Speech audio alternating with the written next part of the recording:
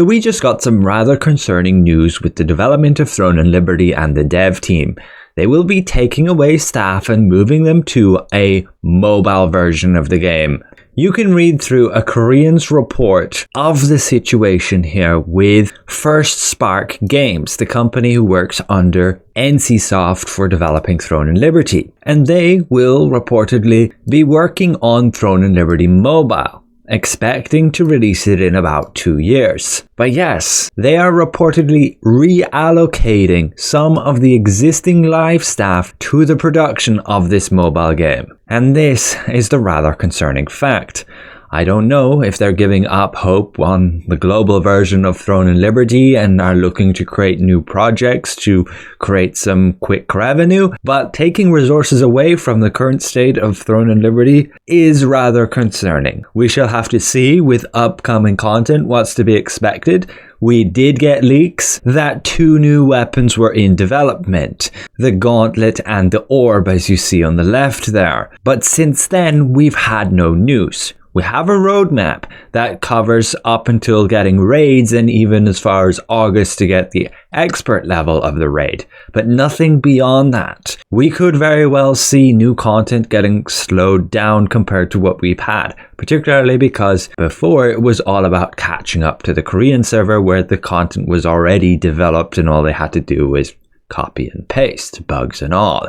So I'm not sure what will happen. I am not such a big fan of any mobile games. I'm sure you guys have had this experience too. A lot of them tend to just be quick cash grabs in the way of having a ton of pay to win and just really weird autoplay elements that really takes the enjoyment out of a traditional PC game. If you weren't aware, Throne and Liberty was actually slated to be a mobile game from the beginning, as far as I've heard, but mid-development they decided to switch it up and ended up not releasing it as a mobile game but a PC game instead. But yes, the tentative goal is to release and complete the development of this Throne and Liberty mobile game in about 2 years. Again, all they realistically have to do is copy and paste the game and adjust the optimization so it can actually work with a mobile device. Not sure how they would possibly achieve that for, say, large-scale PvP content. Maybe they will just kind of cut that bit out of the game.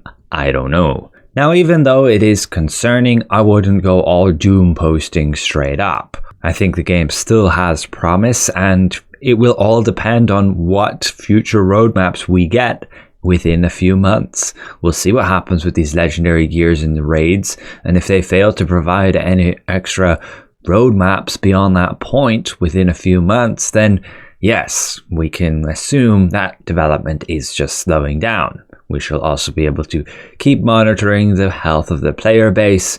Many of you do it through Steam charts, and that can be somewhat of a way to extrapolate how many players there could be. Just be aware it displays concurrent players, and that means how many players are in the game at any one point. And I would say the average amount of playtime that people have these days has definitely dropped versus when the game released, and so you will see that drop in peak player count just because not everybody's online at the same time. But jumping back to those leaks with regards to the new weapons as displayed in this mastery sheet, it was in the patch notes of April 30th.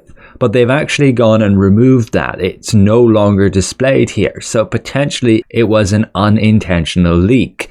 And we since have not had any news or confirmation from the devs that they're actually releasing these weapons or even working on them. We can only assume that they are from these leaks, whether they were intentional or not. But we have currently no roadmap as to when they might expect it to release.